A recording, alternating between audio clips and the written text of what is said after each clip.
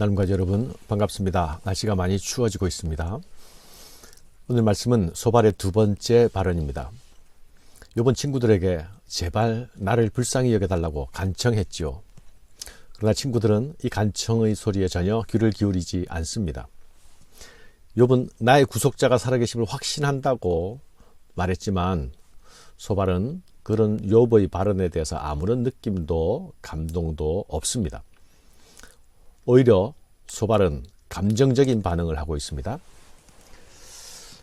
욥이 친구들의 말을 받아들이지 않고 자기 옳음의 주장을 계속하는 것을 보고 그가 자기 의에 사로잡힌 완악한 사람이라고 보고 있습니다. 그리고 소발은 욥의 이런 태도를 자신을 무시하고 모욕하는 것이라고 느끼고 있습니다. 나아마 사람 소발이 대답하여 이르되 그러므로 내 초조한 마음이 나로 하여금 대답하게 하나니 이는 내 중심이 조급함이니라. 내가 나를 부끄럽게 하는 책망을 들었으므로 나의 슬기로운 마음이 나로 하여금 대답하게 하는구나. 소발의 이 말 속에 자신의 마음의 움직임, 또 친구를 향한 태도, 또 자기인식이 나타나지 않습니까? 지금 내 불편한 마음이 나로 대답하게 만들고 있다. 내 마음은 너의 발언으로 인해서 불편할 뿐만 아니라 고통을 느끼고 있다. 너의 발언은 내게 모욕감을 주었어. 욥의 무고에 대한 항변은 그에게 공감과 이해로 나아가기보다는 불편한 고통으로 다가갔음을 봅니다. 그가 말을 시작하려는 이유는 이 불편한 마음을 참지 못하기 때문인 것이죠. 욥의 발언에 대해서 과연 그를 할 수 있는가에 대해서 심사숙고하는, 다시 생각해보는 그런 태도는 엿보이지 않습니다. 참지 못하다가 말에 끼어드는, 말하게 되는 감정적 반응만 두드러지고 있습니다. 공감 없는 토론의 장, 이것은 싸움터가 되어버렸습니다.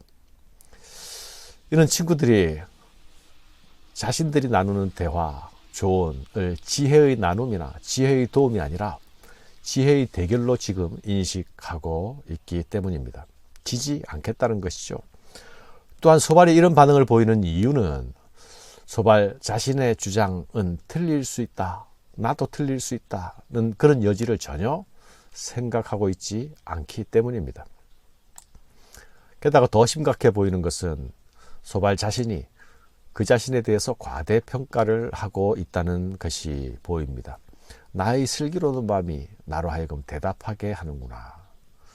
사랑하는 여러분, 고통당하는 친구를 향해서 긍휼과 공감, 동정이 아니라 대결 구도를 가지고 자신은 친구보다 우월한 지혜를 가진 자로 생각하는 그런 형편, 그런 구도 속에서 기대될 수 있는 좋은 그림은 없지 않겠습니까?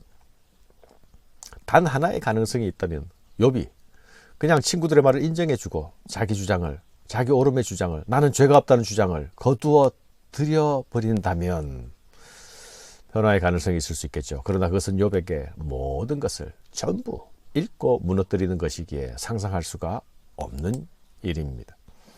4절 이후에 이뤄지는 소발의 발언은 악인이 당할 운명은 곧 멸망임을 말합니다. 욥이 바로 그런 멸망당할 주인공이라고 말하고 있는 것이죠. 소발은 욥을 악인의 전형으로 보고 있습니다. 그래서 욥에게 심판이 임박했다는 위협을 가하고 있습니다. 그런데 여러분, 욥이 이런 위협을 순순히 받아들일 수 있을까요? 욥은 스스로 나는 악인도 아니요 죄인도 아니라 강변하고 있지 않습니까? 욥은 이 말이 자신에게 적용될 수 없다는 사실을 너무 잘 알고 있습니다. 소발이 말한 악인의 받을 형벌을 살펴봅시다. 악인이 이긴다는 것은 자랑도 잠시요 경건하지 못한 자의 즐거움도 잠깐이니라. 그 존귀함이 하늘에 닿고 그 머리가 구름에 미칠지라도 자기의 똥처럼 영원히 망할 것이라. 그는 꿈같이 지나가니 다시 찾을 수 없을 것이요 밤에 보이는 환상처럼 사라지리라. 그의 기골이 청년같이 강장하나 그 기세가 그와 함께 흙에 누우리라. 악인에게는 모든 것이 잠시일 뿐이요 영구하거나 견고한 것은 아무것도 없다고 말합니다. 결국 악인은 급격하게 망할 뿐이고 사라지고 죽을 것이다 말하죠. 이런 소발의 말은 욥을 향하고 있지만 않다면, 욥을 향해서 하는 말만 아니라면, 악인에 대한 일반론이라면 그 말은 다 옳은 말들일 것입니다. 그의 말대로 악인의 영화는 오래 가지 못하는 것 사실이 아닙니까? 그런데 그 방향이, 적용이 문제인 것이죠. 소발은 또한 음식과 재물의 예를 들면서 악인의 행위는 스스로 형벌을 불러온다는 원칙, 법칙을 말하고 있습니다. 악인의 약은 그 입에 달아서 당장 먹기는 달콤하고 입에 물고 있어도 좋을지 모르지만 그걸 삼키고 나면 독사의 쓸개로 변하고 죽음을 초래하는 독이 된다고 말합니다. 설령 악인은 음식물을 삼켰다 하더라도 도로 토하게 될 것이야. 악인이 부당하게 삼킨 재물은 독이 될 것이기 때문입니다. 그는 비록 약을 달게 여겨 혀 밑에 감추며 아껴서 버리지 아니하고 입천장에 물고 있을지라도 그 음식이 창자 속에서 변하며 뱃속에서 독사의 쓸개가 되느니라. 그의 재물을 삼켰을지라도 토할 것은 하나님이 그 배에서 도로 나오게 하심이니 그는 독사의 독을 빨며 뱀의 혀에 죽을 것이라. 그는 강 곧 꿀과 엉긴 저지 흐르는 강을 보지 못할 것이요 수고하여 얻은 것을 삼키지 못하고 돌려주며 매매하여 얻은 재물로 즐거움을 삼지 못하리니 이는 그가 가난한 자를 학대하고 버렸으며 자기가 세우지 않은 집을 빼앗았습니다. 가난한 자를 학대하고 버렸다. 자기가 세우지 않은 집을 빼앗았다. 악인의 전형적인 행동 아닙니까? 이런 말은 악인이 들어야만 지당할 말들입니다. 악인이 들이켜고 돌이켜야 할 말이 의인에게 해당될 수는 없지 않습니까? 이런 소발의 태도는 마른 날에 비가 온다면서 벼옷을 강제로 입히고 있는 형국입니다. 병이 없는 사람을 위급한 환자라고 하면서 독한 약을 막 입에 쑤셔 넣고 있는 형국입니다. 소발이 이렇게 말하는 것은 그가 욥을 볼 때에 욥, 너는 분명히 죄인이야. 죄인일 수밖에 없어. 지금 너가 당하는 일을 보니 너는 분명 죄인이야 라고 규정하고 판단하고 있기 때문입니다. 듣는 욥으로서는 참으로 기가 막히고 분노가 치밀어 오를 일이 아닙니까?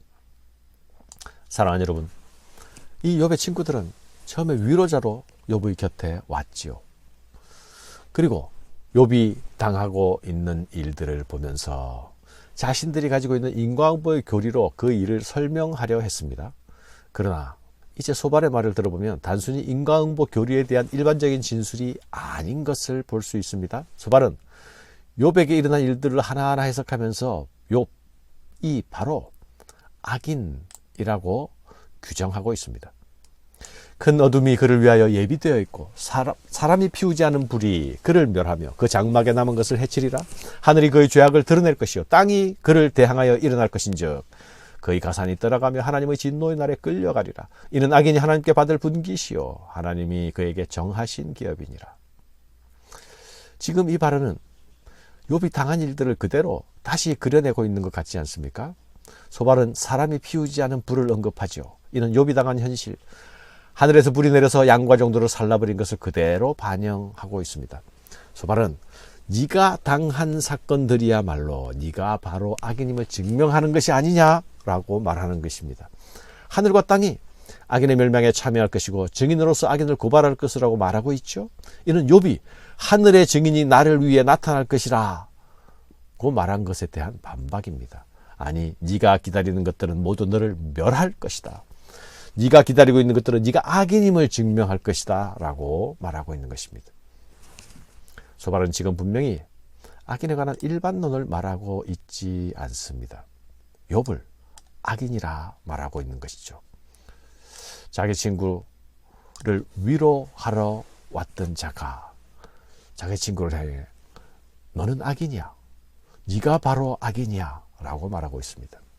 고통당한 자에게 위로가 아니라 고통당한 자를 향해 돌을 던지고 그 가슴에 비수를 꽂아넣고 있습니다.